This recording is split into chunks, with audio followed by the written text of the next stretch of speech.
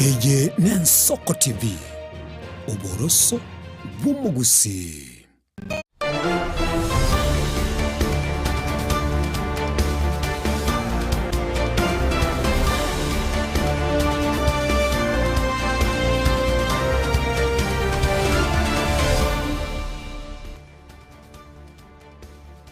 Murire ya Ensoko TV ngukwani kurandansi ya sora semambia bana seri tukerigalie 14 mutinyo gatano kabero mwaka bw'echilifu 2025 na rimono kugena kwane kwa bokire bya kwa gendere bya kurandansi ya sora semambia bono asikereke mukiri gukora asuriori ase ubunchireri ase sabari ase mirimo na kerekemo ase mambia ya bono na bwigano gendere tekubwate merubiri yonsi Ensoko kurwa chinsa 12 cheki mambi gwikera boni kana ndi cheragere chinsa enye chia bono mabire chidakika nkego chia etire ngokwarigania aso murubiri oyega bwetero bini go chakera bono gwikaisano nemo chia bono bubaso aso kumurekera yagendere tokorekana kurwa chinsemo togo chaka kurwase ebinyoro byaito ase tokuremambia ya bono ntosoe ase chisekta chinde asensemo ya siasa na magendero na boiga yagendere tokorekana asensemo yechigo sorio bochenu chisemi oboremi na yande amange mambia ya bono ayonsi ni Ensoko TV oboroso bw'umugusie namba ya mawasiliano igere noti isano na ibere isano na isato isano na isato isano nemo isano nemo isano nemo isano nemo isano nemo isato boigo na buko bwatia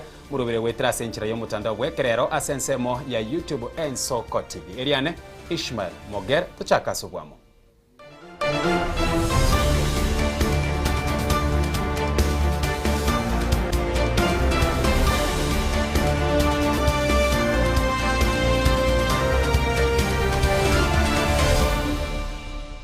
Asomo chakane mambia bono abamenyi bekenyero kianya mwancheni gutoke ward ya Itibo ensemo ye bunge ya North Mugrango nigo bago kero bokora libwebira gitabye county ya Nyamira ebibigendera tekubeke kambia ensemo eyo eriko igora chipara chia roro bagosanga nabarali mambia ya bono nigo batebire uko osoko gari yukwo niko guchye kubakonya ase obwererania anene mono obunchireri bwerigesa liebimeria liabona boigo kuba ororoberia emerubirio yabo butambe asensemeyo asamarieta Samuel Kibego Nyang'au epare yeito ekeneke nyerukia nyamwanjania abantu banyamwanjani boka banyene batisaidetie kole menkireje kurwe main ye bare eri mwasokera kurwalia gocha yaso aima ibone ko tokomba ni abantu tuli ma tutari kunyara gosoko kiaria ibone ko tobeba kukia gukisikaria twaje ko ende main iri kurwisinta yatwire ukinyamwanjani twanda gukitibu na gukisinta eko tokonya kubuni noni cyagitu kukitundu bali eko tokonya kuburi umurwere gukinyagitari eko turaisirisira obosombi bwino ni bintu byetu tokoleta imichanga ko cyamago cykwagacha amarieta ne Wilfred Nyang'au marita inchoma nyene igondo mo community heritage waka wekenyorege kianya mwanjani gaiga injebuno ringo tarera abantu ba minto gaiga se kenyoro igona ararire ngango twara toro mo chando gwechibara igo bone kagera tukana ko twaro kuganinga anyanya rekana tokonyi gaiga se kenyoro ase ngenjo intori konyora gosokiro na borero kuruga yo gukia sebara egere bagenda kubwenibwa njasa marieta ne ntori kanyanto karisa mongina bwarisa bwonjana ambo ane nabaira ne irimbi yamana soko toretero borabu umuntu akorwara no nyene gari ego jijario kete ne bakamwa gesona mosese nibuna ndanya saba mentere gese tokina barabara dia yego etaiga abantu bachande getamono ntuna bali mibechae ntuna bali mibekawa ntuna bali mibechibando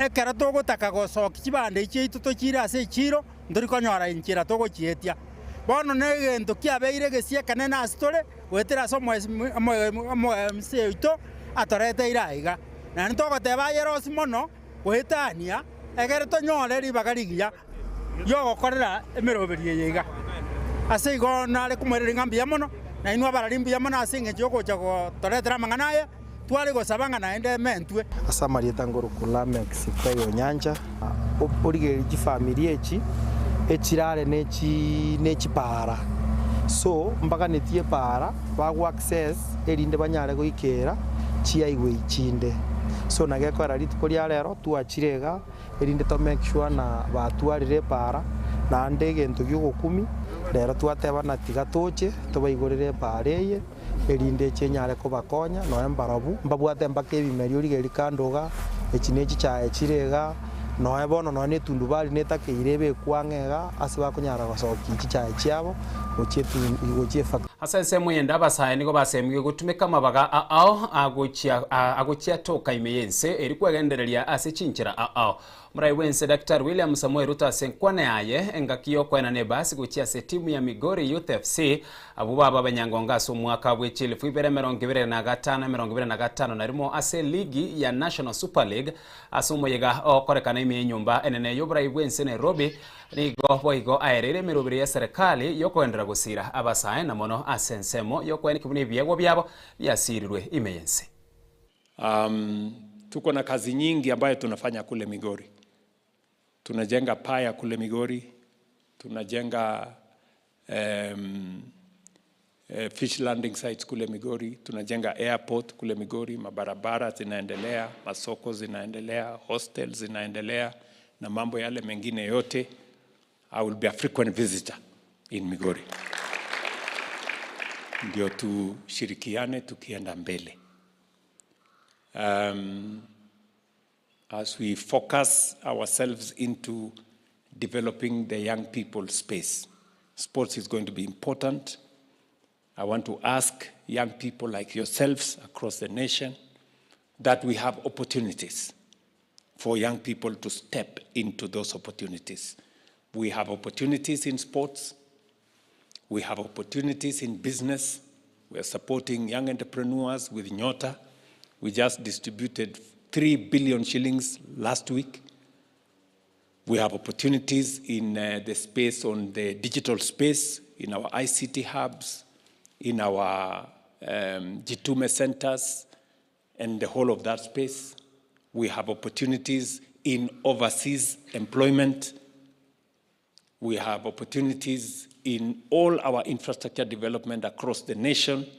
So I want to ask young people to step forward into the opportunities that are there.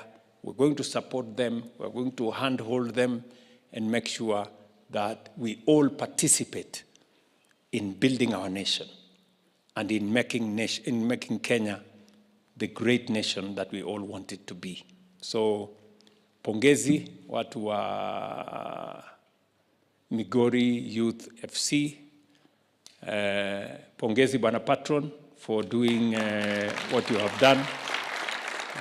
You have challenged the rest of us so that we can come and support these young people. Thank you Bwana Governor for coming, because huyu governor wenu alikuwa ananiongelesha jana about some other matters we have to discuss about Migori, na akaniuliza Migori FC wanakuja lini, nikawaambia maybe tomorrow, maybe the day after, lakini ikawa ni leo, si ndio? Leo nimefurahi sana kuona Migori Youth FC, the Super League champions in Kenya, and nyinyi ni watu mnaenda mbali. Mumesema mmetuma report kwa Police FC tayari na wale watu wa AP, na mmetumia barua kwa Gor Mahia.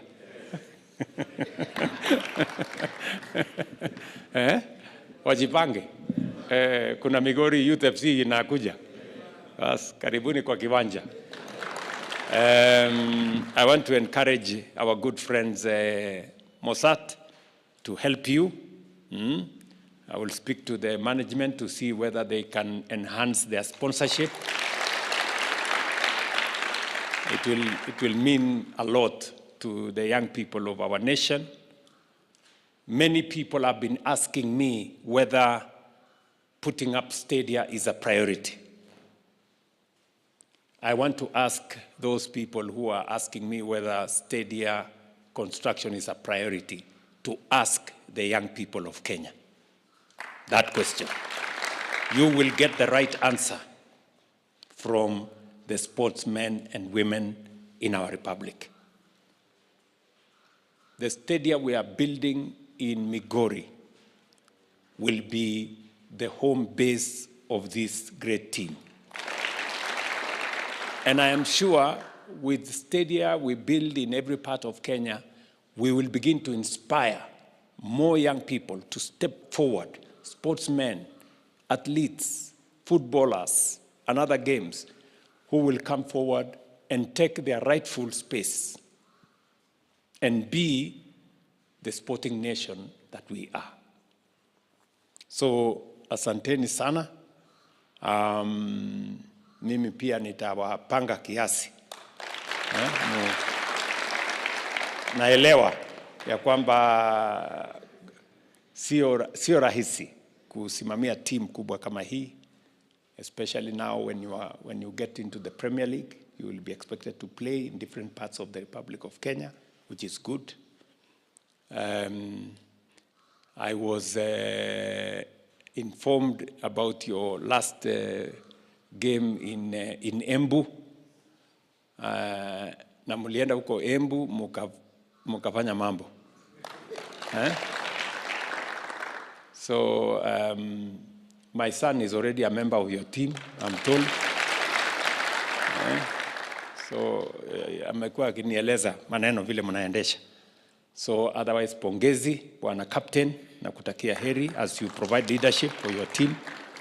Bwana chairman, asante sana for doing the best for the team, and patron for providing mentorship to these young people.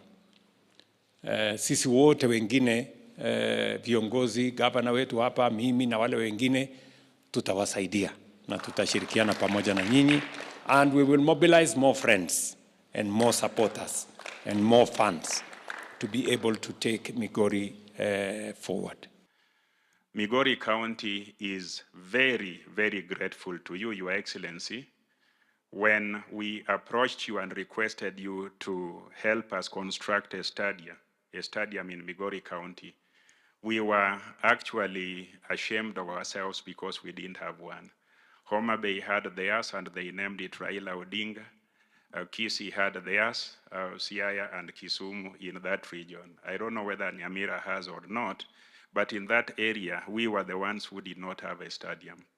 When I was running for office, I had the courage to promise the people of Migori a stadium. I didn't know how to put it up, but it was in my manifesto.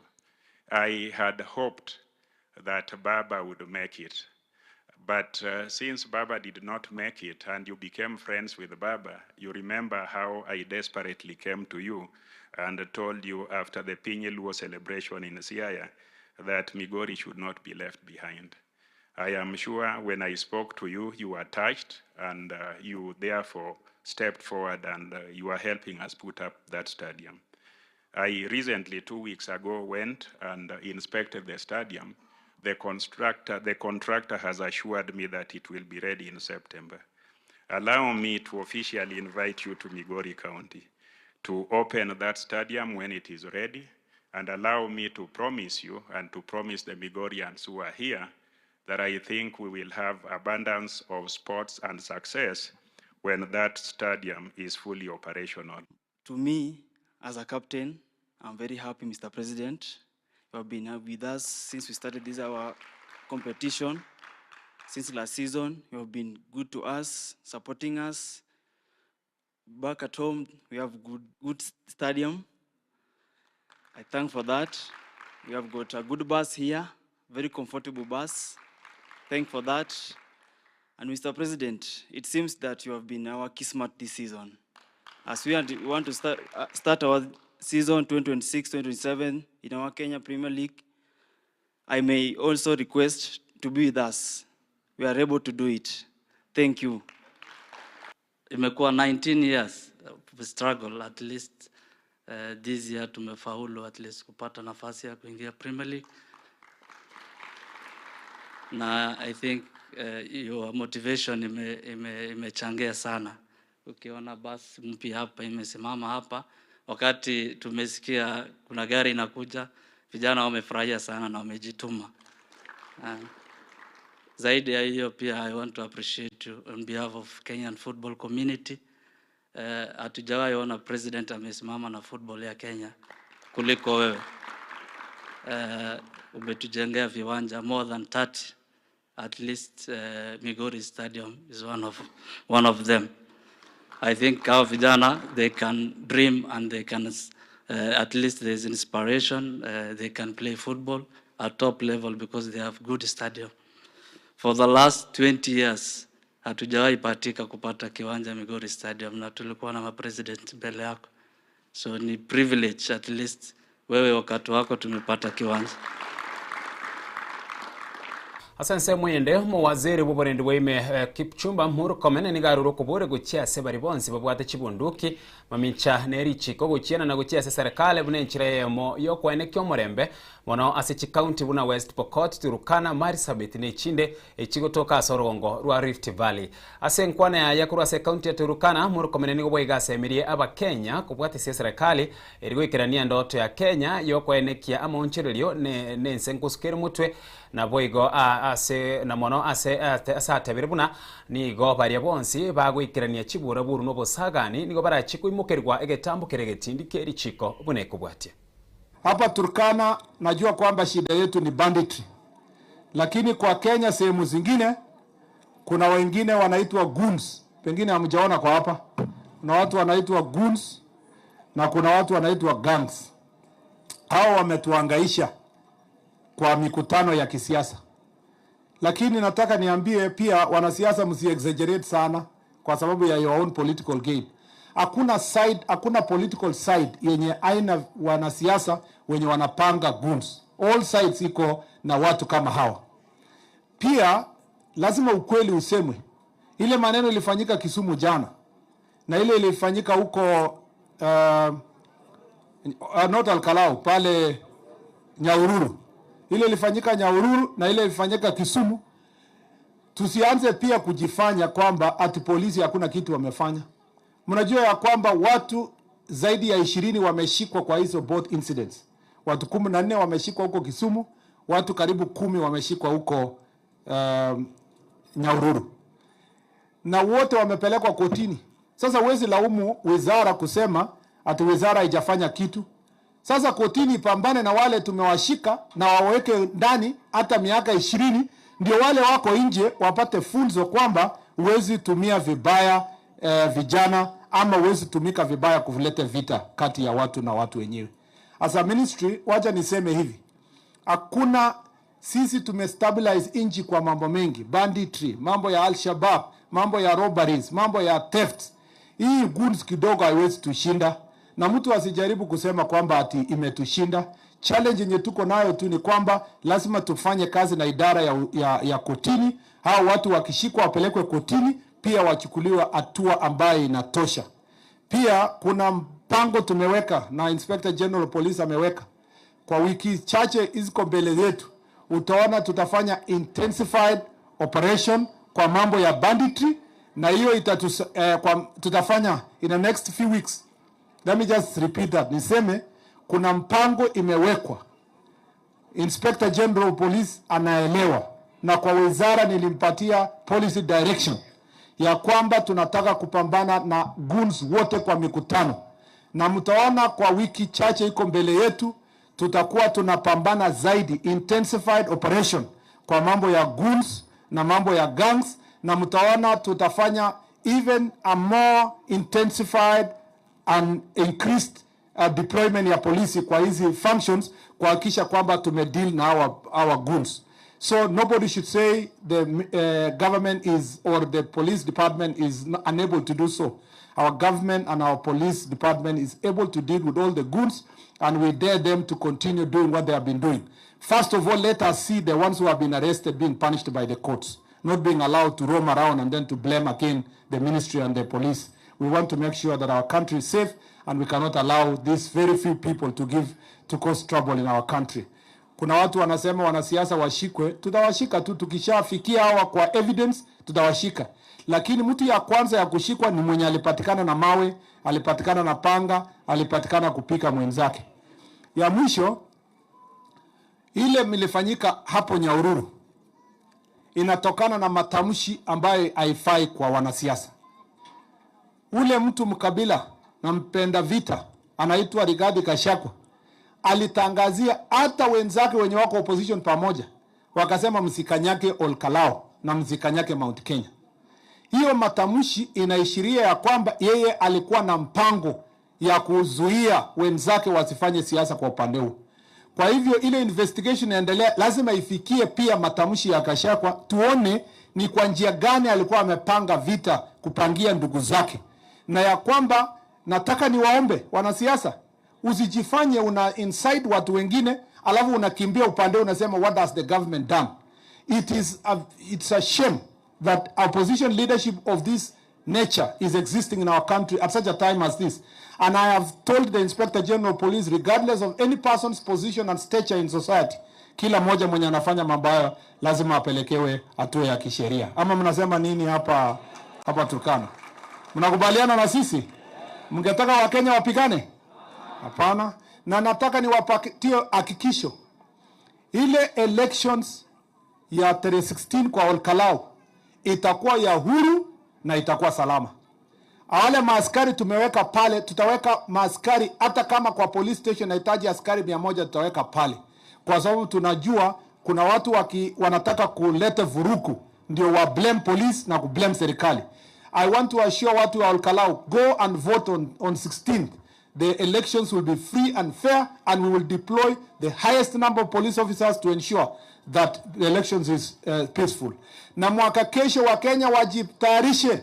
Tutafanya uchaguzi na tutamalizana na wakora, wakabila, wapenda vita kwa ballot. Na mimi na wizara tunawahakikishia Wakenya ya kwamba uchaguzi itakuwa ni haki na huru kupitia ile mpango tumeweka. Our police officers 10,000 wana graduate in 1 month.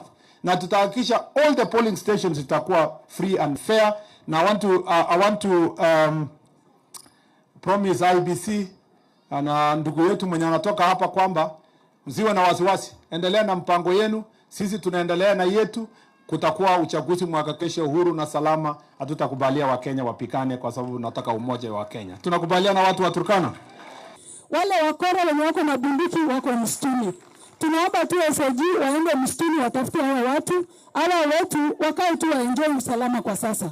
Kwa sababu hao wamama wa uniform wa kanisa namna hii na mapasta hawana mabunduki. Wale wenye wako na bunduki wako huko, wako Loru, wako sijui wapi mamlima. Jinsi vile Nicholas alisema. Ya mwisho mheshimiwa CS kwa sababu ya muda. Wakati watu wetu wanapenda bunduki zao enye walikuwa wanajilinda nazo.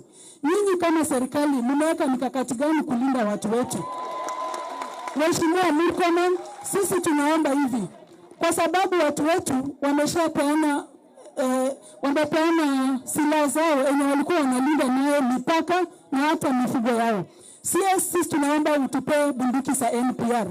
Iweze kulinda hawa watu kwa sababu wamepeana zao. Sasa usalama wetu utakuwa squarely kwa mikono yenu kama serikali.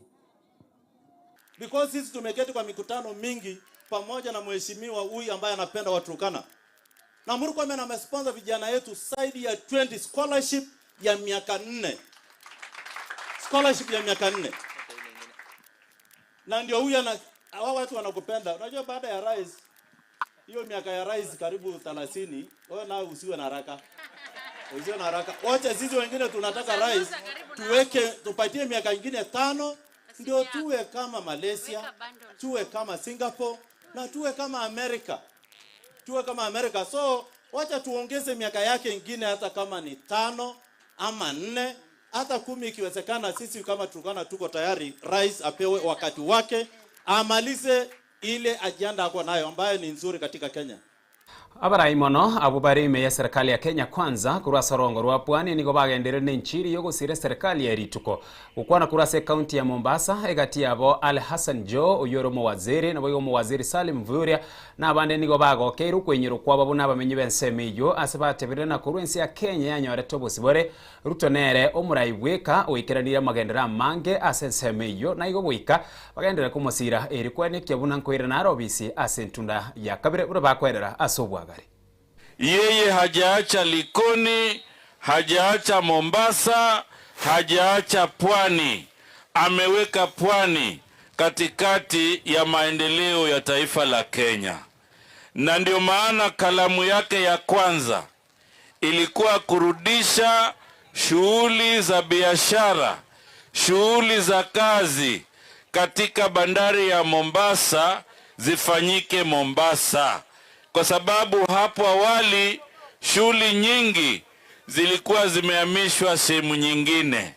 Lakini kalamu ya kwanza ya Daktari William Ruto ikawa ni kurudisha zile shughuli za kiwanda yetu kubwa hapa Pwani. Tuendelee tusiendelee? Wale watu wachache tukawamulika na kupiga darubini, tukaona wanaongea maneno, hawana mpango na sisi. Hawana mpango na sisi ama wana mpango na sisi? Ukiangalia hiyo kikundi ambayo wako, kuna wengine walikuwa naibu rais, ni kweli si kweli? Wengine walikuwa mawaziri, ni kweli si kweli?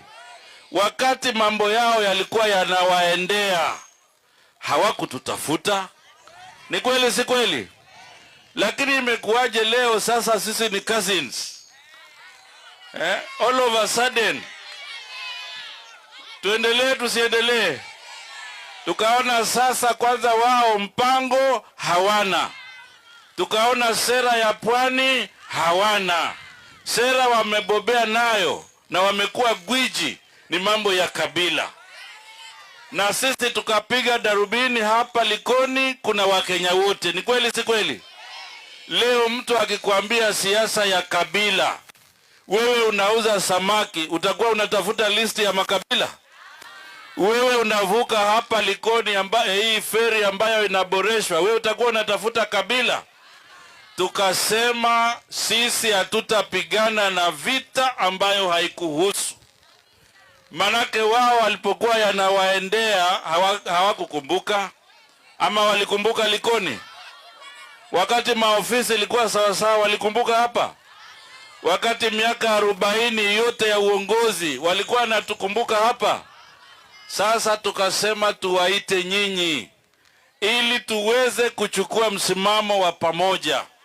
Na tumeangalia sana, tukaona wengine wana kiburi kwa sababu wanasema wameandikisha kura nyingi. Na sisi tukasema si watu tunao, wengine wana kura, wengine hawana. Wengine wana kitambulisho, wengine hawana. Tukasema tuwe na mradi pia ya kuhakikisha watu wanajiandikisha. Wajiandikishe kura. Yule hana kitambulisho tupatie kitambulisho. Na siku ya kura tumimine kura yetu mahali pamoja ya William Samoei. Sio ndio kura iko na faida? Ruto aendelee asiendelee? Na pia tumeangalia mbele. Tumesema kura ya 2027 pia itusaidie kupanga mambo ya Kenya huko mbele. Na sisi hapa jimbo la Pwani miaka yetu yote tumelia na mambo ya dhuluma za kihistoria, ni kweli si kweli? Mambo ya ajira, mambo ya miradi kwenda kule huko hayaji, mambo ya mashamba, mambo ya mabarabara, mambo ya maji. Si ni hivyo? Sasa mimi nimekaa nikaangalia, na nataka nyinyi wenzangu mutathmini haya ninayoyasema. Hata ukienda nyumbani, wewe mwenyewe fikiria tu kwa mawazo yako, uangalie tu kwa makini makosa ya William Ruto kuwa wengine wanamchukia zaidi ni nini. Enda ufikirie. Ngoja kidogo, hata usijibu. Mimi nataka na nawaambia ile lillahi mbele ya Mwenyezi Mungu, enda ufikirie makosa yake ya kufanya wengine wamchukie ni nini. Mimi ninavyoyaona, lakini nataka na wewe ukifika nyumbani utathmini. Mimi ninavyoyaona, jambo la kwanza, kama kuna rais ameanza kuangalia usawa, ni huyu William Ruto. Kwa mara ya kwanza wakijenga stadium Baringo, Kwale yajengwa. Wakijenga Elgeyo Marakwet, Kilifi yajengwa. Wakijenga Kiambu, Voi yajengwa. Umeelewa? Wakipeleka mabarabara kule, hapa yanakuja. Wakipeleka maji, juzi tukiwa katika mkutano wa cabinet alipitisha bilioni 16.6 16.6 billion mambo ya maji yaje Mombasa. Juzi tu. Juzi hii. Umeelewa hiyo? Juzi hii tu, hii kama wiki moja ama wiki mbili zilizopita. Rais huyu, mimi nataka niseme, unajua mimi ni mtu wa kusema ukweli. Na mimi nimetathmini. Kwa miaka nenda miaka rudi, wazee wako hapa. watu walikuwa wanajua katika taifa letu, ukiwa mkulima wa kahawa una hakika utasaidiwa na serikali. Ni kweli si kweli? Ukiwa mkulima wa chai hakika utasaidiwa. Ni kweli si kweli? Ukiwa mkulima wa miwa hakika utasaidiwa. Ni kweli si kweli?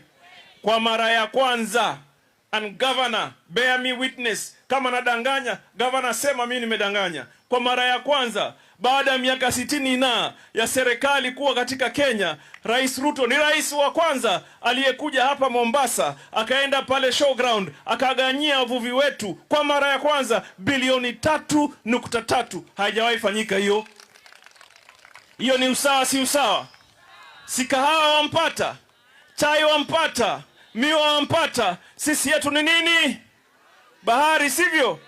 Sasa kwa mara ya kwanza hapa Kwale peke yake, hapa Kwale bandari ya Shimoni 2.7 billion, research ile ya Namaret 1.4 billion, kituo cha kufunza watu cha maritime 1.8 billion, wavuvi wa kupoa maboti masoko 820 million. Halo, mwazisikia hizo pesa nyinyi ama mwazisikii? Vikundi vya kina mama na grant na wavuvi 3.3 billion. Halo, hata zingine ninaziandika hapa, hata naweza sahau hata. Maboti yale ya kuokoa, rescue boat, for the first time, rescue boats milioni 350, 350 million. Mwazisikia hizo? Mtu akija hapa, akifika Likoni, aende ziwani, aende wapi, atakwenda katika bahari zetu na fuo zetu. Akitoka aende kuangalia mbuga za wanyama. Tunaregesha utalii, na hivi ndio nchi inajengwa. Nchi haijengwi kwa propaganda na maneno ili tuweze kuweka status za WhatsApp. Tutakumbukwa kwa yale ambayo kwamba tumeyawacha hapa. Mimi leo natabiri na natoa ile siri ya mazungumzo yangu mimi na William Samoei Ruto. Mimi nilikaa na William Samoei Ruto, akanidokezea, akaniambia ya kuwa panapo majaliwa anaweka bajeti wazee wa mitaa waweze na wao kupatiwa tunu. Tangu mimi ni mbunge, nakumbuka mimi kama Abdulswamad Mishimboko, Rashid Juma Bezimba na wengine ambao kwamba wako hapa walijaribu sana bunge zote zilopita ya kwa watu waweze kupatiwa fedha. Na sasa mimi hapa, mimi ni mrathi wa Hassan Ali Joho, sio? Kisa mimi nina baraka za watu wa Mombasa, kisha mimi nina radhi za wazee wangu. Nikisema na Mwenyezi Mungu hujalia kun fayakun. William Samoei Ruto akitoa shilingi, na sisi ni nani tusiongeze sumni kwa wazee wetu wa mitaa? Tutakuwa kaunti ya kwanza kuweza kuweka pesa kwa wazee wetu, kama vile nilivyowapigania na wabunge wenu waliowapigania katika bunge. Leo hii bajeti imepita. Sasa mimi nawaambia, kama si ushirikiano ya uongozi, nyinyi mtaweza kupata faida namna gani? Kama si ushirikiano wenu, watu wataweza kupata usaidizi namna gani? Omonogeri we bunge nene Moses Masika Wetangula nigagenderere kora ababwatani be serikali ya Kenya Kwanza asokwerera magenderero serikali yekiranire na boigo irache gwikirania gukwana korwase county ya Bungoma asomurubiri bwogosira bangina ni gabarai ao baerere buna ligensemo ya Western yanyorire ogosirwo konene mono ense kurwa mona sensemo yoboremi obwagachi na yanda mange buna bakwerera asemambiyega. Siasa inachezwa na kura. Kura inapigwa na kipande na kujiandikisha. Tunawaomba mama zetu leo, kwa sababu nyinyi mnajua watoto wetu wenye hawana vipande, mababa zetu wenye hawajajiandikisha kura. Rais Ruto amesema kuchukua kipande haina masharti, haina malipo. Hata kama tumeoa msichana kutoka kule Makale Uganda na ameingia kwetu, yeye ni Mkenya, apewe kipande bila kupaguliwa. na tunataka kuona watu wa Bungoma na Western Region na nyinyi mama kuhakikisha wale ambao hawana vipande wachukue vipande, wale ambao hawana kura wajiandikishe kupiga kura. Isitoshe, kati yenu tuko na village elders hapa wakasa mulimo. Sasa serikali au wabunge tumepitisha kwamba village elders kutoka sasa mnapata mshahara. Mulikuwa mnafanya kazi tu ya kirimiti, sasa kila mmoja anapata mshahara. Rais Ruto anawapenda hawapendi? Tukiwa hapa Mabanga, hapa ni pale ambapo iko na historia. Hapa ni pale ambapo si pa kawaida, is a sacred place kuwauliza kina mama. Sababu nyinyi mkipeana mwelekeo wa jamii, iye inakuanga ndio mwelekeo. Jamini, tukiwa hapa Mabanga, tunakubaliana ya kwamba tupatie William Tutam. Tunapatia William Tutam. Tunapatia William tano tena. Na sisi tunasema hivyo sababu ya kazi ambayo ametufanyia. Nyinyi mnaona masoko vile speaker amehesabu. Amehesabu masoko kutoka Bumula paka Mount Elgon. Na hii masoko hii hata ule Uhuru Kenyatta alikuwa na uwezo wa kufanya, lakini hakujenga soko yoyote hapa Bungoma. Nyinyi mmeona barabara ambazo zilikuwa zimekwama. Under William Ruto hizo barabara zinasonga mbele.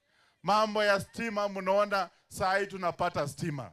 Ndio sisi tunasema tupatie William Ruto tano tena sababu ya kazi ambayo ametufanyia.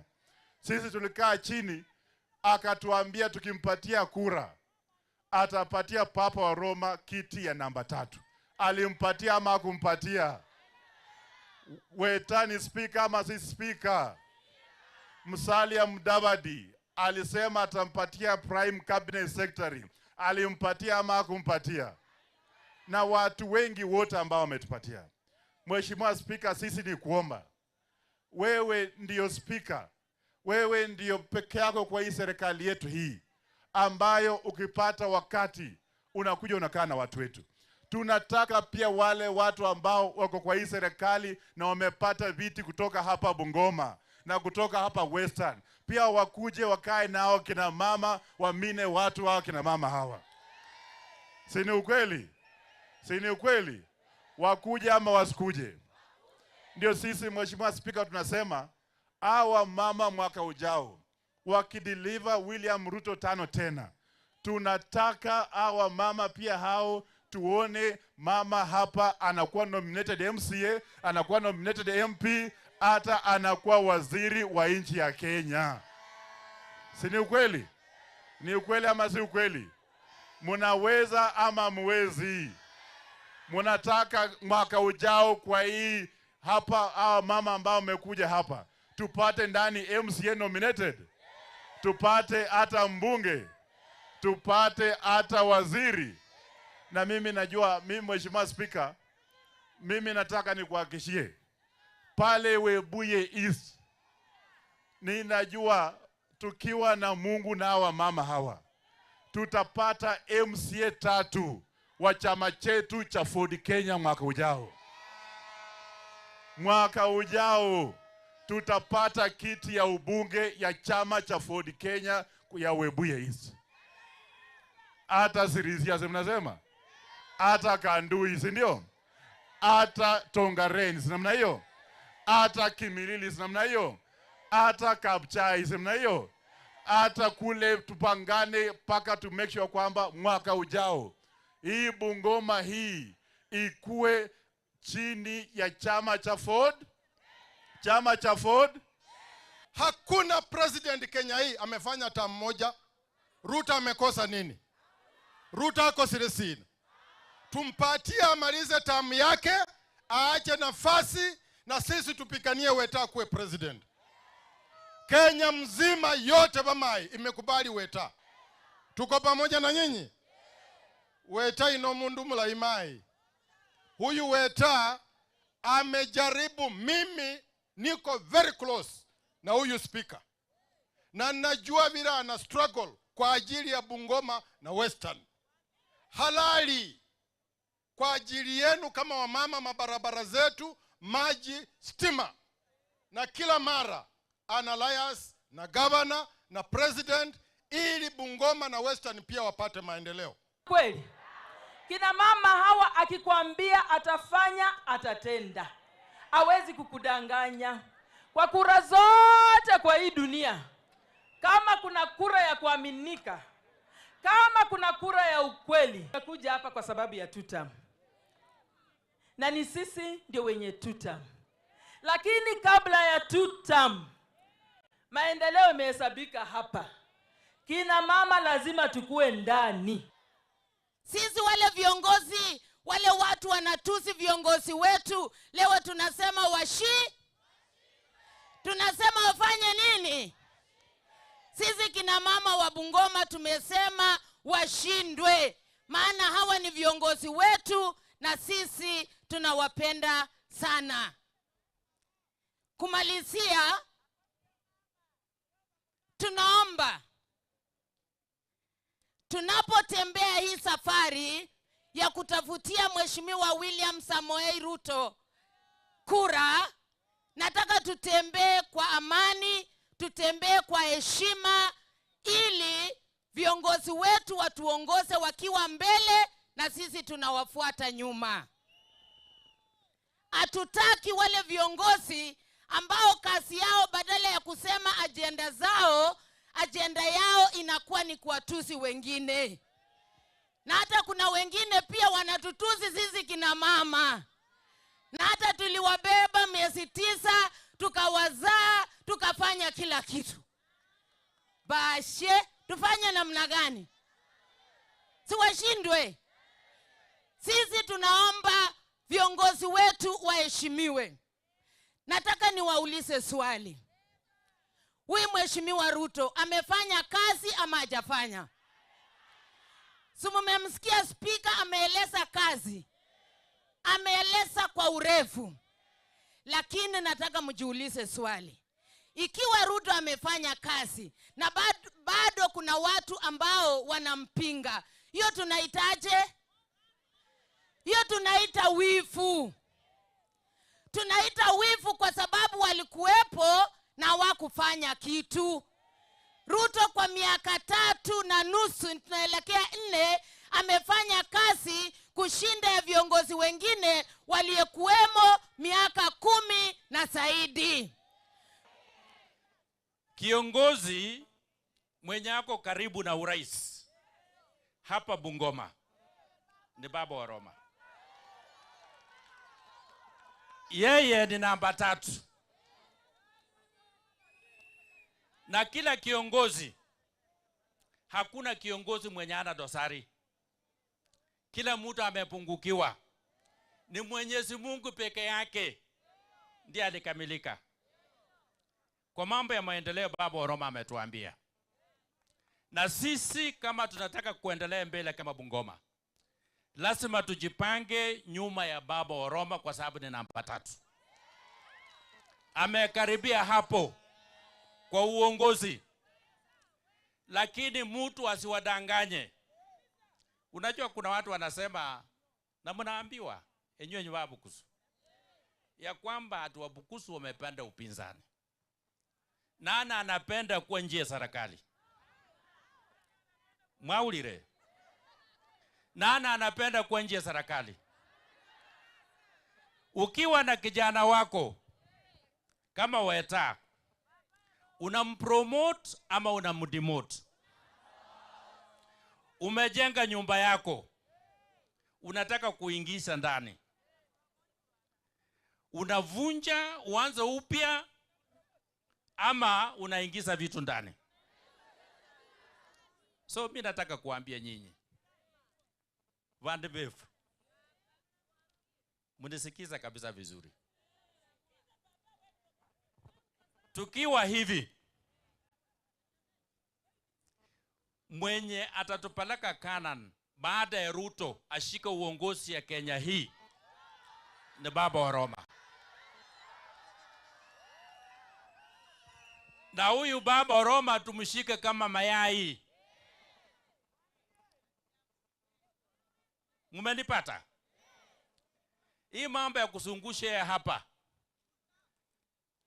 ataingia wodi hii yamano mwancho murigereria hasoko chora soko TV borosomo gusina boge kubwatyo mu rubiri yiga kuri umuchakana ngwikira boniga na inde asensemo eyiga entangani gusase ensentangani asaboro niyo tokorasi muri chiduka na koruabo ningirane na yanda mange toskare ne TV yao.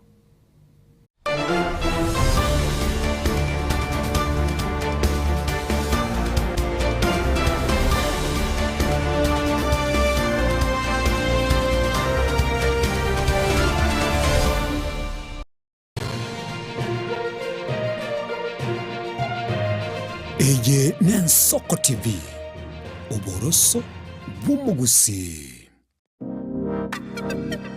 Magega ya televishoni ya Nsoko wikasero yao kwa nyori baga ligi yaliyokuralia asegete sena mbeyemo imena isiko yeliroba liyagusi onye kubwa tokuralia wokwenyulia ogukwa gose okubonchuria bono na bokonyori bagari ya bene liyokuralia asegete senieke asoliguri liyake busani tulikere gose twakere simigwitire namba yaito yobonchuria 0788666662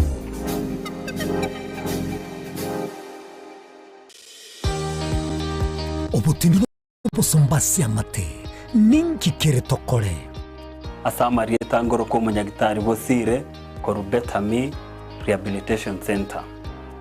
Betami Rehabilitation Center togotoka asegusi ensemo ya Gesonso na Nairobi ga ogoche ensemo ya Ungatarunga Xerian Road. Ime ya Betami nigo togo konya abantu bari amaruna amaryogo yogotindi asariri obongo bwabo. Etogo konya abantu buna umwana funzi orenge kwende university ongere gotumia maruna maryogo yogotindi amosariri wono yaikireke wango guikarwarigo panya oroyo nde orenge kwende kanisa otigire onge yakonywa maryogo yogotindi na amaru abasari eryo twabaretaga Betami twabarwali erinde obugima bwabo bwirane gochaso obugima bwe twakirisimese namba 0706380913 Betami Rehabilitation Center lichiburi gukora chingatare ichyobutindu.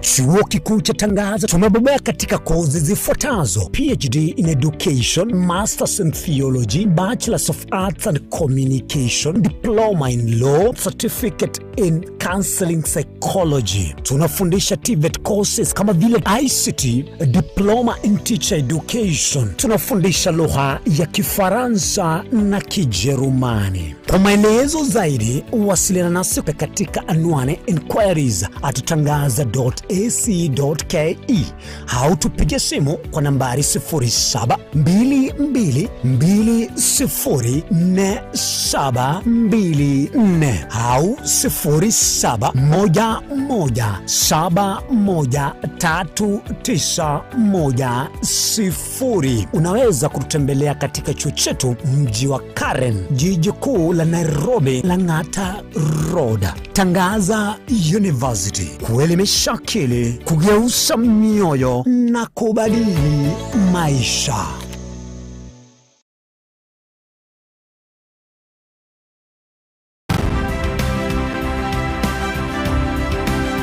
Obulimira bw'essiro y'obunda bwense kulende tali nchira ndio sira krobulimi obiyoke enyoreri bagari ya bene kwaegwa megerio chisemi nobosemya igoro y'obulimi bwekerero nechikolinga asobolimi bochete skuru nobotigi bokumerwa mate tebone ng'ombe bune yengiya gaya konyana eyisimegete ndera ngetia maraba ekonete konya kukina yo kamara bakonya kuyana nganya kwama buya beka chibuti imokyo bokombe to semogondo bweli nebisumwime na pathway machine Kristo kuri Jumaine chinsa ni bere cyamuragoba wika chinsa isato asomoro bere oberemi nobotugi ekero turesemya mange kuri asaberemi chini gongoro ka pathway machine asomoro bere boberemi nobotugi ime Yensoko TV oboroso bwumugusi.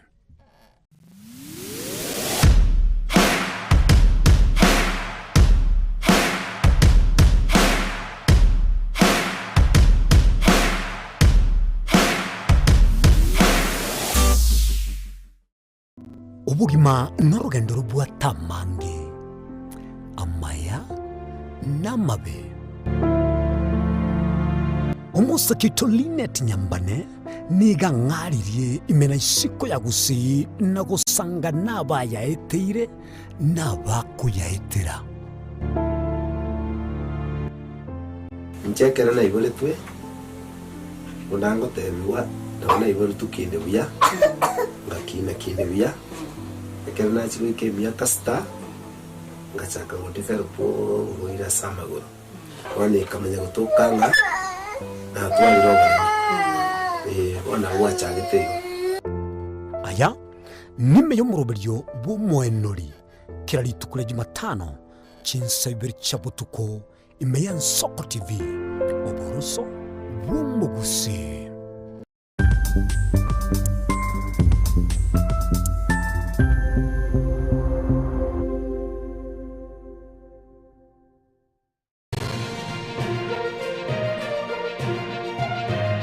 Eye ni Nsoko TV oboroso bumugusi.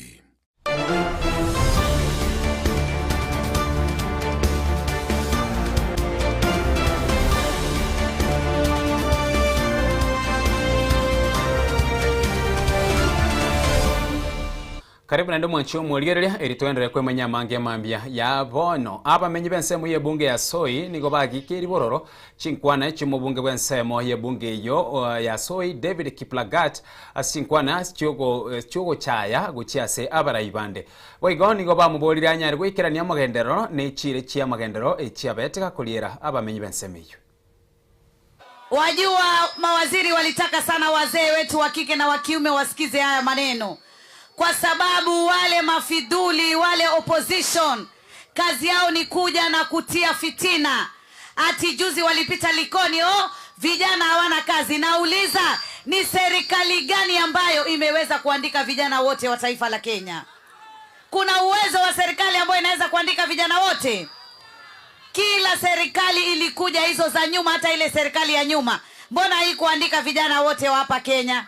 Hata ile nyingine ya Kibaki, mbona hii kuandika? Saizi wakija ni fitina. Tuache fitina, tusimame na ukweli. Na ukweli ni kwamba William Samoei Ruto ametenda, na matendo yake tumeyaona. Na kwa sababu tumeona matendo yake, sisi tutamhukumu kwa matendo yake na tutampatia tutam. Na kihistoria sisi hatujawahi kuwa upande wa William Ruto.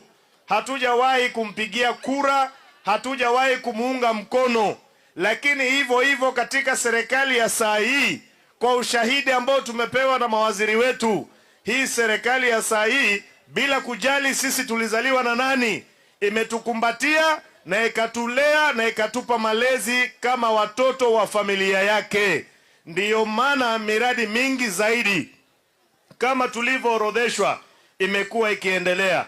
Na hata wale wanazungumza mambo ya vijana, nafikiri kwa mara ya kwanza sasa, kwa mfano ule mradi wa Nyota ambao uko katika wizara yetu ikiongozwa na Mvurya, kwamba kwa mara ya kwanza 820,000 vijana ambao hawakupata elimu ya kuwa na makaratasi ya kupata kazi mahali popote, bila kujali constituency ipi ama inapatikana wapi ama ni akina nani wanaishi, nafasi za vijana zimegawanywa kisawia kuhakikisha kwamba kila ward imepata katika mradi huu wa Nyota, either kupitia business grant, ile pesa ya bure ya ruzuku ya vijana kufanya kazi wala si mkopo, ama kupitia miradi ya training ambayo pia inakuja kuzidi kuendelea.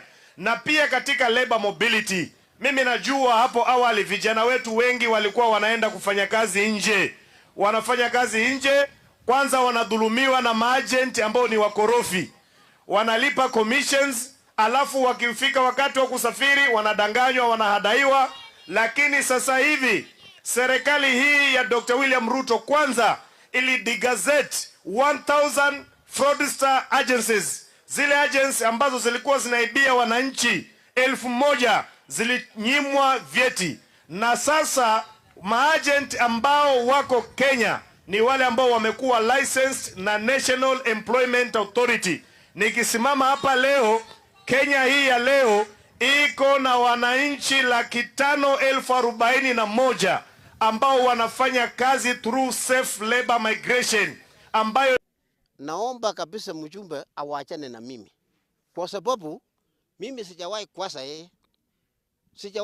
yeye kwa uongozi yangu.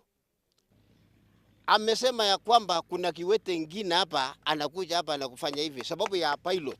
Mimi naleta pilot hapa, mimi nikakuwa kiwete. Hii watu najua mimi ni na mimi si kiwete kwa kusaliwa, nilipata ajali. Mchumbe msima nakuja sema hata kuna kiwete ingine hapa ya mkono hivi. Hii watu wajasema wanachua hii mkono wakinichukua 20 years. Nilipata ajali kama watu wengine wote. Kwa nini nakuja asema ya kwamba kiwete? Hii watu wanajua mimi nilipata accident nikakuwa kiwete. Na mimi naendelea kufanya kazi. Ni roho na akili ndio watu wanaangalia kwa mtu.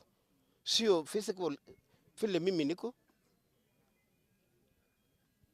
Hiyo kitu ndio ilinikera sana. Na ningetaka hata rais asikie hii maneno.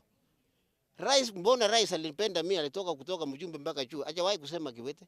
Alisema Korir, kansela juzi, mheshimiwa. Hii jamaa ambao nilipepa wakati anaenda form 1 mimi ndio nilifanyia harambee. There were 2 boys. Brata yake anaitwa Abraham. Yeye anaitwa David. Akienda form 1. Mbona hakusema hiyo kiwete hawezi fanyia mimi harambee akienda form 1? Nilifanyia harambee akafaulu. Ameenda university, amefanya mambo, amekuja amekuwa mjumbe. Nimeshika yeye akiwa speaker. Mimi mwenyewe nilisimama naye mpaka tukakosana na Mandago. Pata hiyo nikamwambia waachana na gavana, enda mjumbe. Nitakupepeta kwa soi. Nilimpepeta. Ndio hii watu ya Lulginya hapa wanajua. Nilifanya mkutano karibu 7 ya kupepa watu 20 tukiuza yeye. What happened? Leo mimi nakuwa kiwete wakati nililetea siku wete nililetea watu ili akuwe mjumbe. I have a democratic right to exercise my freedom ya kusema kwamba huyu jamaa anafaa. Kutokea jana tulisikia kitu yenye hatukufurahishwa hata kidogo. Akasema mwingine mkono yake imekaa hivi. Tangu lini mtu mkubwa kama huyo tuseme ni MP na anaongea maneno kama hiyo? Sasa kama ameshindwa na kazi yake, akuja utukane mzee kama huyu. Si angefanya kazi yake ni nini mbaya? Hiyo mtu ndaka tuambie mpaka president asikie. Hiyo maneno aliongea sio mzuri. Ati ukisupport mwingine upigwe kopi. Na ukipiga mtu kopi mimi niko. Na ukishikwa mimi nakutoa. Hiyo ni kuongea ukweli. Tunaambia DK afanye siasa yake, hatuna maneno na yeye. Sisi tunafanyia siasa hapel. Kila mtu afanye namna yake na kama alifanya kazi anastuka nini? Na usuri tunajua Soi inakuanga Wandam MB. Tunajua hiyo. Hiyo ni ukweli ndio anajua. Sisi maendeleo hatujaona. Kwanza tukianza na basari ilipeanwa kwa njia ambayo tukufurahia. Hata utendakazi wa NGCDF inatumika kwa njia yenye hatuoni, hakuna transparency. Tukakuja mambo ya kuandika watu wa kazi. Hatujaiona. Yeye mwenyewe hajai kuja. Kama hivyo ndio jinsi ya kuja kufanya siasa hapa, ataleta furuku, ataleta kutuchafulia machina na kuleta picha mbaya. Kwa hivyo tunakemea na tunataka tuambie mheshimiwa MB wetu David Kiblagat afanye siasa yake, awaje kuingilia watu. Tuliambie yeye anapeana report card kwa ile kazi amefanya, na kwa sababu anajua hajafanya kazi hapa anaovia. Na sisi watu wenye kuna aspirant wengine tunauza sera, atuingili kazi yake na hatujai muongelea. So leo tunashangaa yeye anakuja kuongelea wale wenye wanawania viti na democracy right. Kwa sababu tunafanya election after 5 years. Wengine wanakuja kuania hizo viti si yake peke yake. Hata rais alikuwa MB wa area hii. Akamaliza mwaka 15 tunamheshimu mpaka leo. So hata yeye anataka heshima, tunataka apewe heshima wale wengine. Kwa sababu anaofia kiti yake inaenda. Aende afanye siasa yake mbaya kwingine lakini si huku. Jina langu naitwa Thomas Suge. Mimi ni mzee wa Lulginya hapa. Huyu kansela ni kansela yetu. Tunajakuwa mpaka miaka 20. Bila matata yoyote. Yeye ndio alikuwa naomba sisi usifanye fujo. Fanya campaign na kupigia mimi nini? Kura. Tulibaye kura. Ilikuwa miaka ngapi mpaka ngapi? 20 years. Ilikuwa naitwa councillor, alafu naitwa MCA. Sijui tu maneno yenu. Paka saa hii jana mimi nasikia matusi hapa, kichwa yangu naharibika. Ati mtu ni kiwete. Mimi nasema hata ile mtu hakuna macho. Wewe kwenda chekia. Ukichekia mtu hakuna macho, hata macho yako tapotea. Na nini walikuwa accident. Mwingine hakuna, wewe chekia. Kwa nini aliendelea mpaka anamaliza damu yake kwa miaka 20? Kwa nini bana puto na serikali ile ya kwanza kusema hii mtu hakuna mkono? Hiyo ndio kitu alitisa sisi kabisa. Mimi namwambia mchumbe apanya kampeni yake bila kutusi mtu. Bila kumwambia siara ya mtu. Bila kumwambia mtu wewe hakuna macho, bila kumwambia mtu wewe hakuna mkono, bila kumwambia mtu wewe ni kiwete. Hiyo ni mbaya.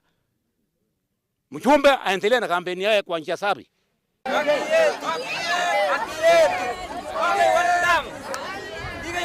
Haki yetu. Haki yetu. Hatutaki matusi. Haki yetu. Hatutaki matusi. Haki yetu. Utuheshimu. Abra ikurwa sorongo rwa pwani nigo bagendere n'enchiri yo gusire serikali ikoragwa na Daktari William Samuel Ruto. Ukona kurase county ya Mombasa abra yegati ya Mishimboko Rashid Bedzimba Zamzam Mohamed Fatuma Masito na bande nigo baerere buna tibari konyegera kurwase serikali no nyangake. Wajua mawaziri walitaka sana wazee wetu wa kike na wa kiume wasikize haya maneno. Kwa sababu wale mafidhuli, wale opposition, kazi yao ni kuja na kutia fitina. Ati juzi walipita Likoni, vijana hawana kazi. Nauliza, ni serikali gani ambayo imeweza kuandika vijana wote wa taifa la Kenya? Kuna uwezo wa serikali ambayo inaweza kuandika vijana wote? Kila serikali ilikuja, hizo za nyuma, hata ile serikali ya nyuma, mbona hii kuandika vijana wote wa hapa Kenya? Hata ile nyingine ya Kibaki, mbona hii kuandika? Saizi wakija ni fitina. Tuache fitina, tusimame na ukweli. Na ukweli ni kwamba William Samoei Ruto ametenda, na matendo yake tumeyaona. Na kwa sababu tumeona matendo yake, sisi tutamhukumu kwa matendo yake na tutampatia tutam. Na kihistoria sisi hatujawahi kuwa upande wa William Ruto. Hatujawahi kumpigia kura, hatujawahi kumuunga mkono. Lakini hivyo katika serikali ya saa hii, kwa ushahidi ambao tumepewa na mawaziri wetu, hii serikali ya saa hii, bila kujali sisi tulizaliwa na nani, imetukumbatia na ikatulea na ikatupa malezi kama watoto wa familia yake. Ndiyo maana miradi mingi zaidi kama tulivyoorodheshwa imekuwa ikiendelea.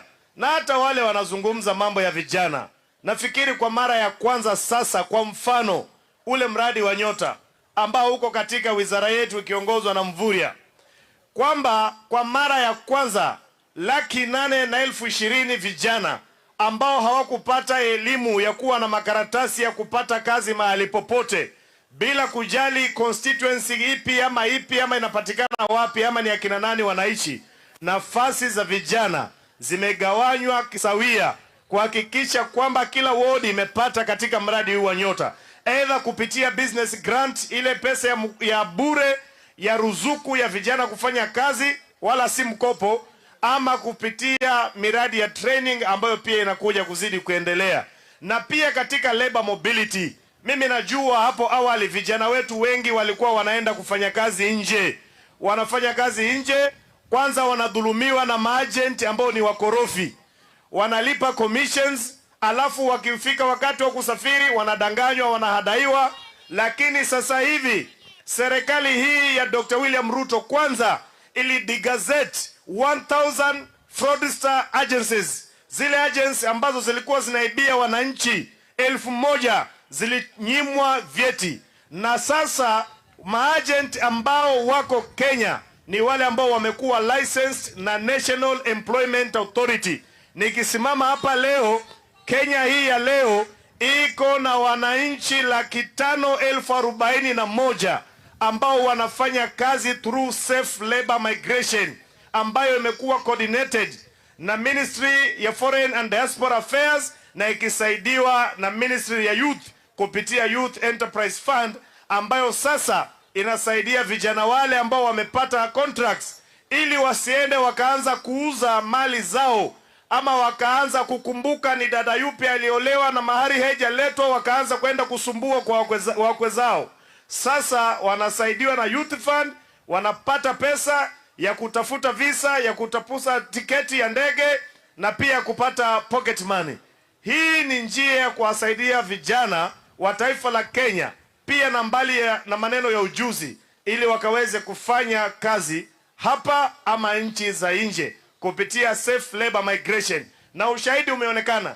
Hii financial year ambayo imepita, ukiangalia taifa la Kenya, global remittances ziliongezeka kutoka 4 billion mpaka 5 billion US dollars. Inamaanisha kuna Wakenya wanafanya kazi wengi nje na wanaleta pato hapa nyumbani. Tangu Kenya ipate uhuru, aliyekuja kuzunguka pwani nzima kwa ziara maendeleo si mwingine ni William Samoei Ruto.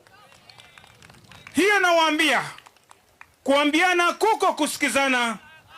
Maji yakimwagika, mukipanda pantupu.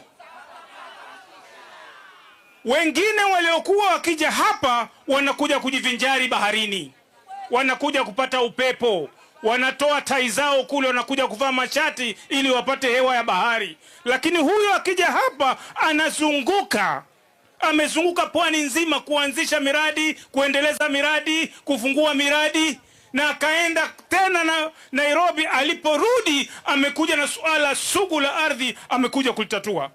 Kuna mwingine amekuja kweli akatatua tatizo la ardhi, na mpaka sasa watu wanaendelea kulipwa, na nina imani siku akija hati miliki zitaendelea kutolewa. Huyo ni mwema, si mwema? Ameonesha upendo kwetu, ameonesha upendo kwetu. Mheshimiwa Rais, mbali ya kwamba anatatua ardhi, tumezungumza naye pamoja na mawaziri na gavana na hata Misha katilia nguvu kwamba tukamwambia, ukirudi tena fungua white card bandari, watoto wetu wapate kazi. Na amesema hilo pia, hilo jambo yualiangalia ili kusudi aweze kuhakikisha watoto wetu watoke mabarabarani, waingie, wajisaidie, ili wasaidie wazee wao.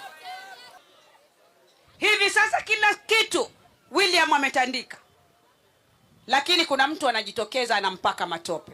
Sasa mimi nataka tu niwaambie, Kwale imeamua. Tumesema tutaenda hii safari na vijana wetu hawa. Kwa hivyo Likoni imeamua.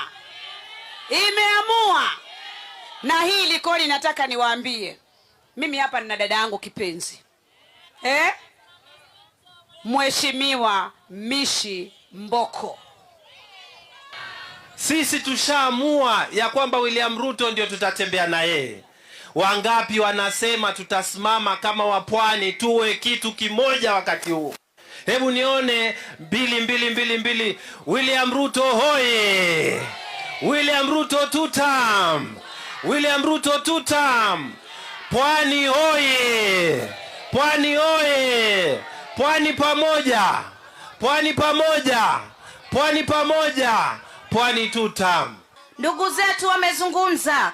William Samoei Ruto ndio ameweza kutushika sisi mkono, watu wa pwani, na ndio mnaona anapigwa vita kila mahali. Vita anapopigwa William Samoei Ruto ni kwa sababu leo amepitisha wazee wa mitaa Kenya nzima wanaweza kupata kitu kidogo cha kwenda nyumbani. Vita anapopigwa ni kwamba CHPs toka independence walikuwa hawajawahi kukumbukwa, William Samoei Ruto amewakumbuka. Vita anapopigwa kwa sababu akijenga Baringo Stadium amejenga na Pwani na Mombasa na kila mahali stadium.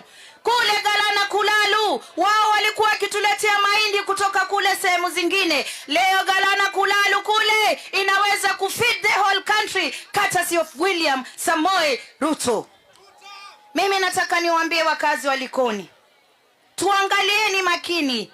Wamekuja hapa vidudi watu juzi, wakasimama kwenye magari, na ikumbukwe vizuri kuwa wakati ule wa nyuma yule Orengo alipewa waziri wa ardhi. Mulipata title deeds? Ninyi mulipata title deeds? Sasa atakuja kuambia kitu gani ambacho hakuweza kuwafanyia wakazi wa pwani? na mmeelezewa kuwa ni katika serikali ya William Samoei Ruto peke yake ndio tumeweza kupata hawa mawaziri wawili wanaochapa kazi. Akikaa kwa meza na mawaziri mwengine, na hawa pia wamekaa wanasema cost kuna hii, cost tunataka hii. Leo stima iko haiko, leo maji tunayo hatuna. Tunaona wavuvi wanang'ara kule baharini courtesy of Hassan Ali Joho. Tunaona stadium na sports zinafanywa courtesy of Salim Mvurya na wengine, na tunaona leo pesa ambazo tulikuja ambiwa na vijana wa kutoka kule kwao kuwa hizi pesa za vijana zimekuwa miaka nenda miaka rudi, zilikuwa haziwezi kutambaa Kenya nzima, pesa ambazo William Samoei Ruto ameziita nyota. Leo vijana wetu wanapata pesa ya kufanya biashara. Mimi nataka niwaambie, mtu mwenye maendeleo siku zote ndio huwa anapigwa vita. Na nyinyi kina mama zangu na ndugu zangu, ache alume huo. Nsechi nsemerongene na isano na isato magikayomo waziri bubone ndibo ime Kipchumba Murkomen koralia bune serikali ne chikwene kyabuna ondete yo gusirio habo gimagwetra babegwe nsemo ya Samburu ne chinsemo chinde imeyerongo rwa Rift Valley ninga bantu bane basiriro bogima gwetera obosagani na babegu abamenya bobo igobari abatugi ni goba orokrio kokechyo kwabo asekeri bayarire buna serikali yasinyiro gokiania obwebi bwetugo no bosagani asensemeyo ya Samburu. Great.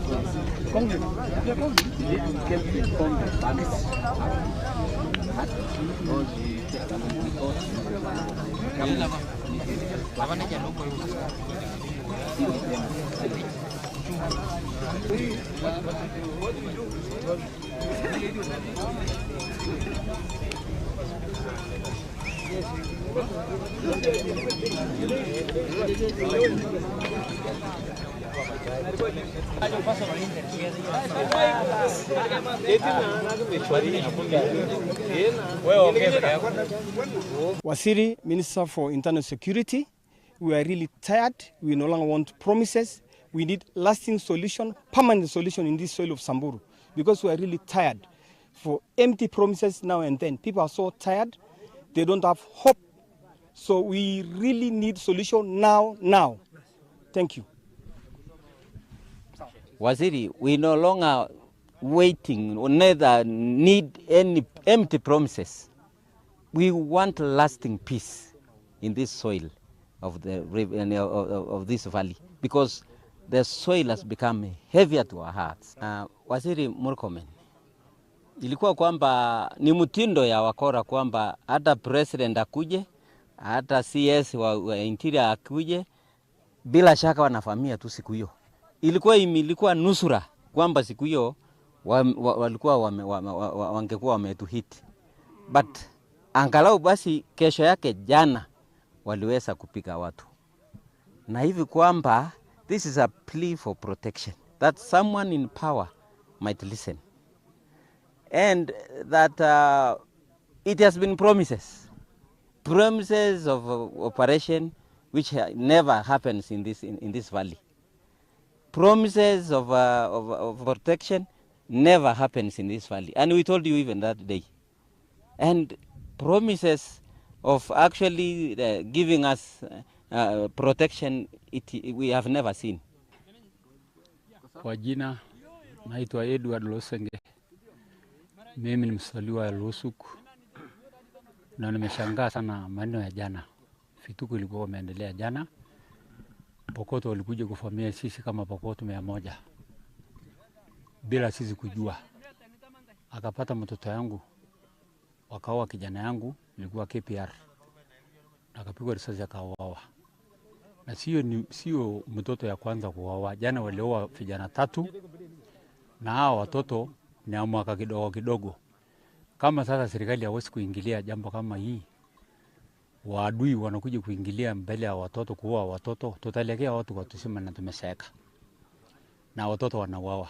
Kwa hivyo nasema serikali waingilie kati hii maneno, kwa sababu hii ni maneno imekuwa ngumu na sio jambo la kwanza. Kutoka zamani karibu sasa mwaka 20 tukipigwa tu, na sio kusema ya kwamba area hii mahali ambayo ng'ombe inapelekwa kuna chief, kuna DO, kuna DC na kuna jeshi, na kuna jeshi ambayo tuko naye hapa, na kuna mahali ambayo inapelekwa ng'ombe kuna serikali. Kwani ng'ombe hii inapelekwa mahali inapelekwa? Hakuna serikali. Na hapo tumekatakata, kila mtu yuko na shamba yake, kila mtu tuko na matotoldi. Hii ni matotoldi tuko naye, ni ya nini? Ya mchezo. Hii mchanga hausi kiba watoto yetu. Ati kama mtoto anakufa leo, hii mchanga hausi kiba. Ile kitu tunashiba tukaa usalama na watoto yetu na ng'ombe yetu na ardhi yetu. Tumechoka. Serikali kuanzia leo tarehe 11 achukue hatua kali sana. Arudisha wao kwao. Afrika mpaka aende kwao, awache sisi. Hapo mahali tulikuwa tunapanda ngano samani, lakini sasa hapo hii nyasi inaguliwa na mshwa na watoto yetu. Sisi ni nani katika Jamhuri ya Kenya? Wana mimi ni mzee kichwa nyeupe. Hatuna watoto yetu, amekufa juu ya bunduki na serikali inasemekana iko na mkono mrefu. Hiyo mkono imekaa hivi. Amekatika. Bwana tunalia asubuhi na jioni. Bwana tunalala na viatu. Hii viatu imewasa, hatutoi viatu usiku na hatutoi usiku. Juu ya binadamu na hawa tunasemekana watu wa Kenya. Na hiyo watu wa Kenya tuko na kiongozi yetu, hako wapi? Hako wapi yeye? Jana Mandeka alikuwa anazunguka hapo mpaka Murijo. Ametoka Murijo saa 11. Akurudi hapo bado bado naendelea. Hata tunasikia saa hii atakuwa na bahati leo. Anasikia tena nini wengine anakuja. Sisi ni nani? Mimi ni mkazi wa hapa Losuk. What happened yesterday was terrible. Actually was terrible. The other day the CS was here and we never understood what has happened because we thought it was security matter, but what followed was a tragedy. So ilikuwa kitu mbaya. Na tulidhani serikali inaweza fanya jambo ambalo lingeweza kusuluhisha jambo hili, but haikufanyika. Actually, it was the worst. It was better than even before the CS came here. So tunaomba serikali kama kuna vile, kwa sababu tumeishiwa hata na hopes na serikali. Actually, we are tired of this. Losing all lives every now and then. In a span of 2 weeks, 10 people were lost. Several livestock were lost. So what next? Who are we waiting to die so that the action will be taken? Our children are not going to school because of these security issues. The government is not taking any action. We thought the CS can take action, but nothing had happened. So we are so pained, and we don't know what we are going to do, because we are losing so many people, not children, not fathers, so many young people, and that is very bad, very bad. So we ask the government, if they can take any action, let them do as soon as possible. Suba cheroboke wense moye bunge ya Olikalau ni gaserit kurio mwerio ye campaign kiama kia DCP gekoragwa no murikiwe kiama kibo igoro moserete we county ya Nyandarua medho gose araete abange kumurigiria chikura umurwaniri wekergo kyo bunge nsemo ye bunge Yusami Kamau Waweru obochori obwo gose obochori amaisonsi pi aligerete ochori oboboke nigobora korekane ritko ria Alhamisi. Ngana huyu Kamau wetu kitu gani kitatu ngana huyu Kamau wetu ni pesa ni kasongo ni pesa makofia ni pesa ni chungwa ni kejori ni muragata piu Olkarawarambe Ruto ikifika Thursday jioni akikumbuka na akifikiria watu wa Olkalau, akifikiria watu ya Nyandarua, akifikiria watu ya area hii, alirikana karao,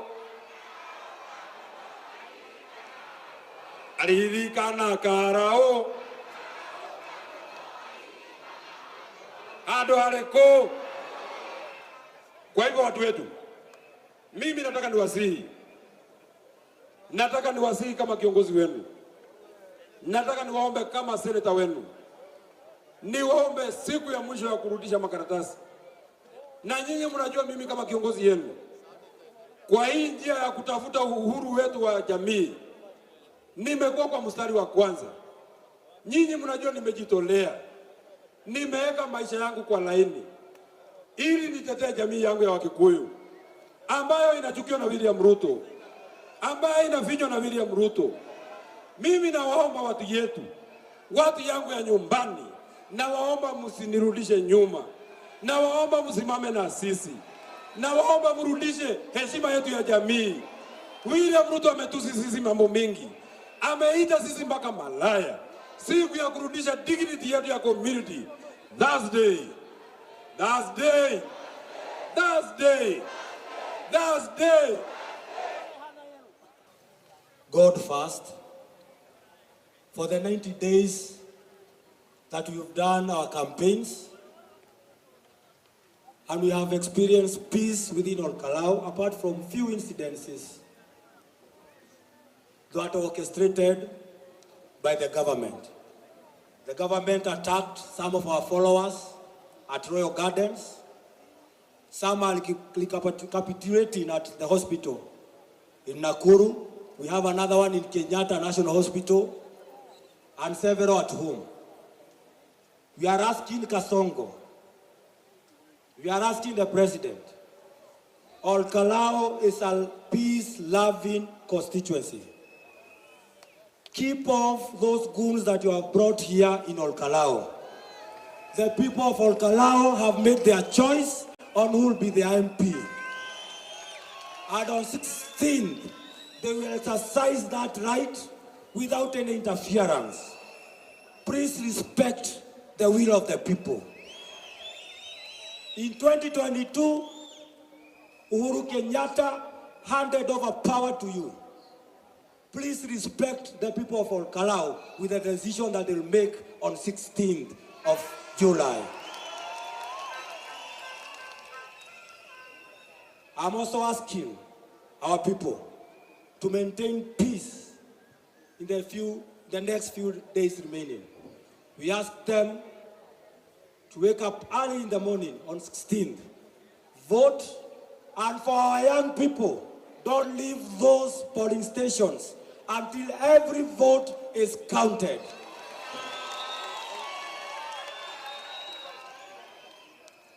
And I want to tell those people that are campaigning on behalf of Kasongo here, you are very sure that you have already lost. You have invested billions trying to bribe our people. Our people have eaten all the goodies that you have given them. But at the end of the day, they have told you their resolve is one term. And their member of parliament is none other than Sammy Douglas Kamau Waweru. We are telling you, respect the voice of the people, because the voice of the people is the voice of God. Mungu awabariki na watende wema. Magega yechi amate gwikimia ya mona 52 gutagurire chinyumba semo ya Changamwe nigabara ina bamenye bese miyo besokiri na kugikeria gekorekyo giekiranirwa amone serikali bakorokia ogutagokyo kwabo nigo bamuchire serikali ya broad based eyibate tabugati ubuyabonde bwense onyete kubakonya na kurigereria obomenyo bwa bakenya, na wakatoa ilani ya mwezi mmoja ili watu waweze kutoka bila mazungumzo yote, bila maelewano yote, na tukataka tuwe na mazungumzo na wao, lakini hilo kidogo walikaidi.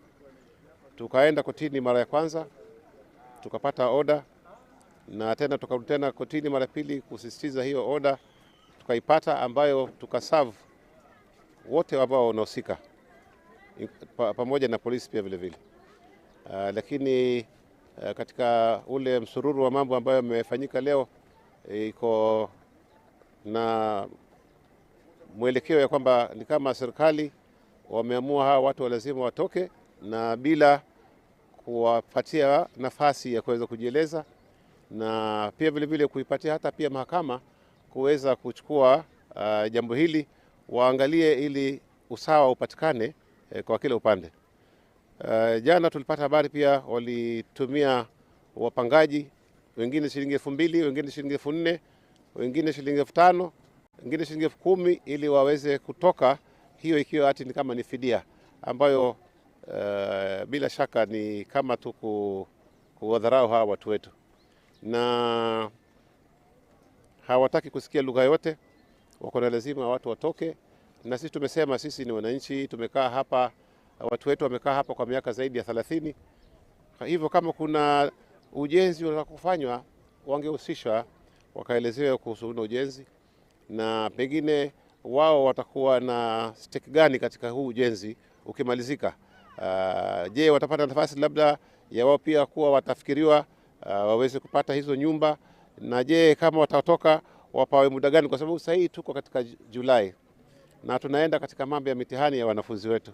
Sasa unapotaka kumtoa mzazi katika wakati kama huno, unaweza kudestabilize the whole family, na definitely itakuwa na athari kubwa katika maisha ya hawa watu wetu, kwa sababu wako wamekuja vijana kutoka sehemu ambazo si za Changamwe, waandamani nao, wao watatekeleza labda uvunjaji pamoja na uporaji pia vile vile, kama kuwapatia punishment hawa watu wetu ambao haingekuwa na haja ya kufikia hapo, kusema kweli, sababu ikiwa serikali ya pinga mambo ya guns, sasa mbona leo inaleta guns katika hii National Housing?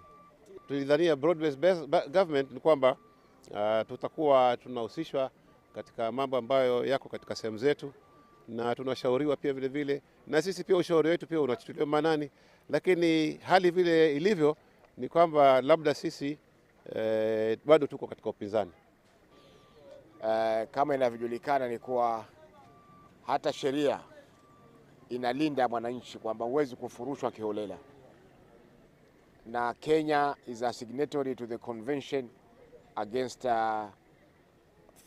enforced displacements.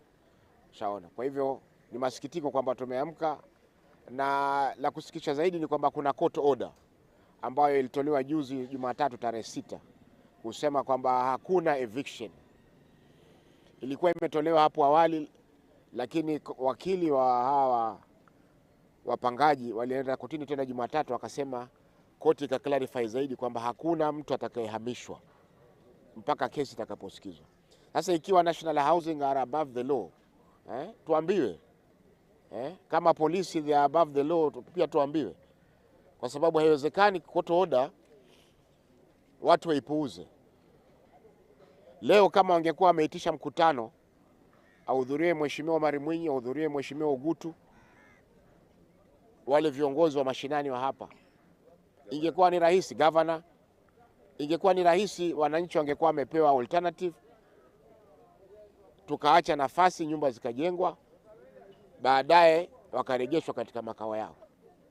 Lakini hii kufanya mambo kiholela, wanafurusha watu usiku. Kama wengine nasikia walitumiwa pesa shilingi 4,000 jana usiku, ati ndio disturbance.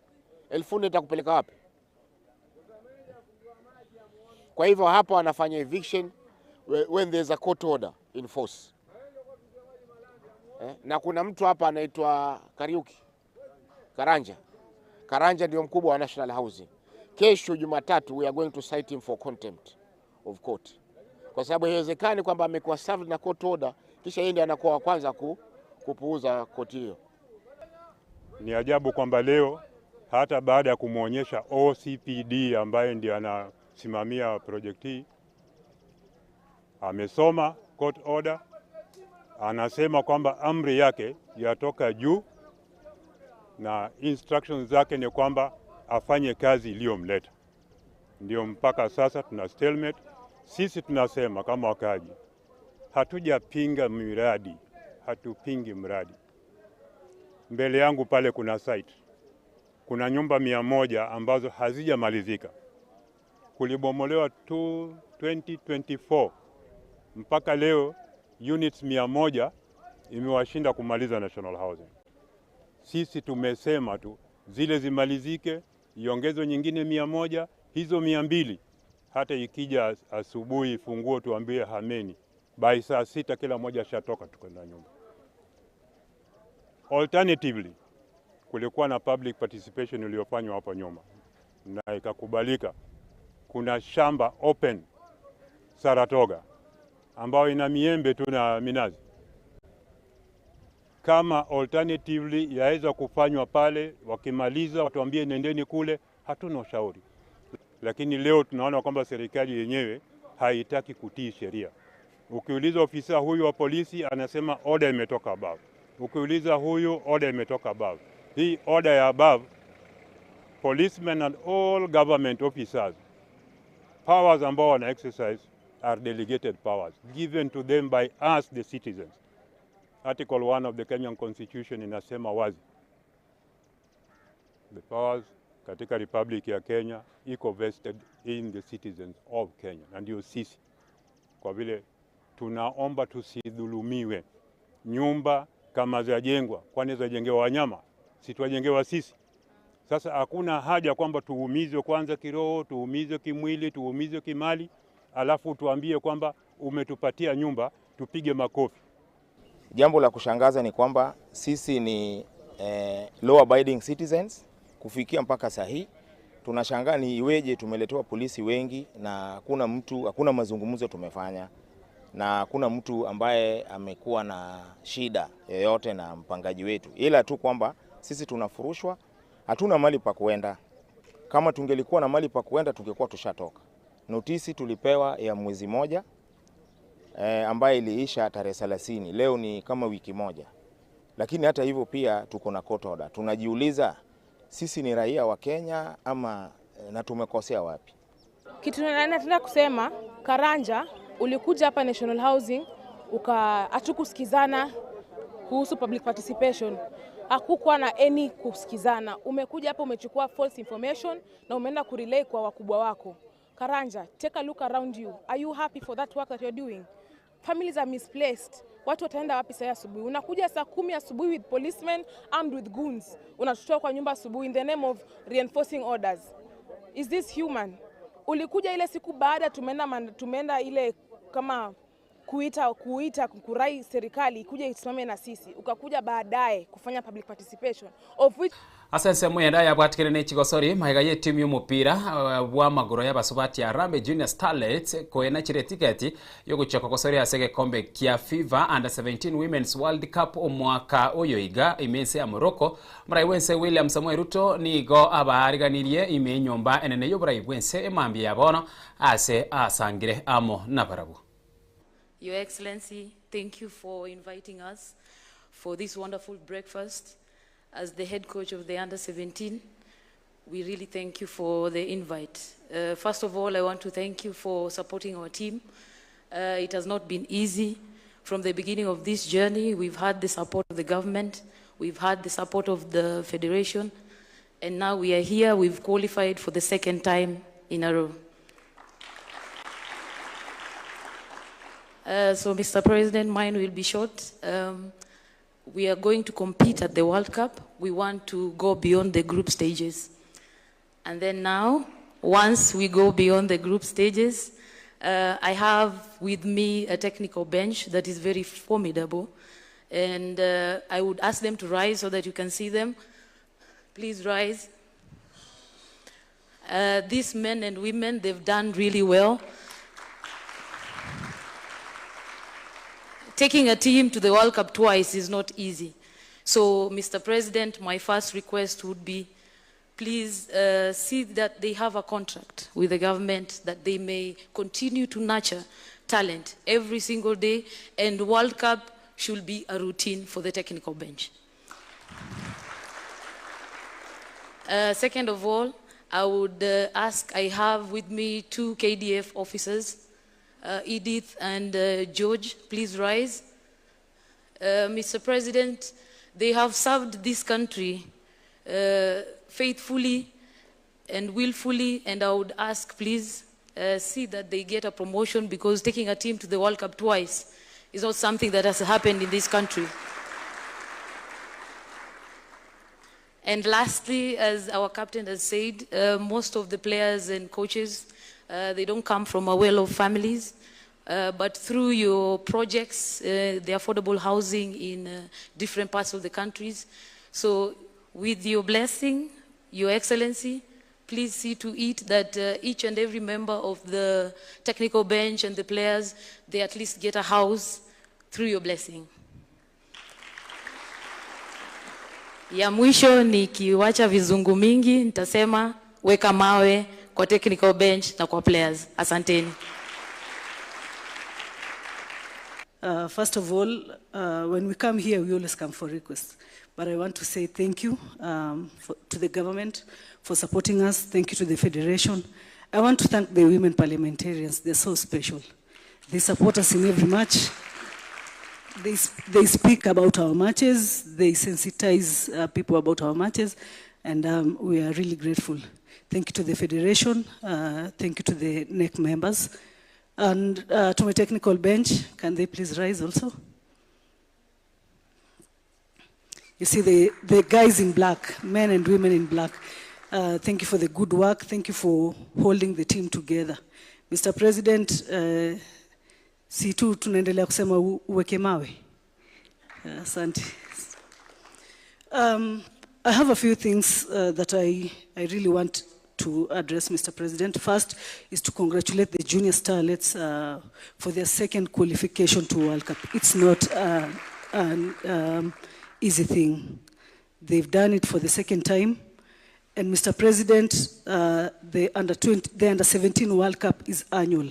It's an annual event, which means that after the qualifiers, they begin again to preparation for, they go for the qualifiers, they play the World Cup, and then begin the qualifiers again. So it's a lot of work for them. And as they've asked for contract, I'll also kindly ask for contract for my technical bench. Speaking on the issue of Under-17, Mr. President, and you'll allow me to address my CS for sports, and I wish that the CS for education was also here. It will be good for us as a government and the Ministry of Education, the Ministry of Sports, FKF, Kenya Secondary School Games, to have a collaboration so that we are able to identify good talent, we are able to work on good talent, so that we can have consistency on qualifying. If we can qualify every year, then that means that we are going to be a powerhouse in football in coming few years. And it is very possible, Mr. President. I wish to support the girls by ensuring that we continue to put in structures and continue to put in systems that will continue to enhance the value of their participation in these competitions. Your Excellency, WAFCON is a big deal for us. As the girls head to Morocco on this week, later on this week, they'll be playing the host country on the 26th. They'll be playing Senegal. They will be playing Algeria in the group stages. And as you've heard, that is the group of death. But I want to remind all of us that when we were drawn against the giants of African football during last year's CHAN, we were able to show the rest of the world that Kenya is also a football powerhouse. You remember we went all the way to the quarterfinals, and we managed to make our country proud despite being in the group of death. So I'm very confident to the starlets, to the Harambee starlets, that you will be able to succeed come WAFCON later on this month. And Your Excellency, WAFCON for us is so important and critical because it is also World Cup qualifier for the senior team. And not if, God willing, as we say inshallah, when they make it to the semi-finals, they automatically qualify for World Cup for the senior team. I know with the right motivation, this team has the capacity to go all the way to the semi-finals of WAFCON. For the starlets, so it is a big deal. For the Harambee Junior Starlets, Your Excellency, for the first time, we had a record number of fans. It has never been witnessed at Nyayo Stadium. Over 20,000 people came out in, you saw on the clip, it was amazing, it was phenomenal, and that shows us that football, especially women football, is on the rise. I think, Your Excellency, you have brought a lot of honor and dignity to sports, because you always give an opportunity to sportsmen and women, you know, to come to State House. And truly, Your Excellency, sports is a strategic enabler for the bottom-up economic transformation agenda. And that is why before you, from a humble beginning, the two girls have earned a place in the high table.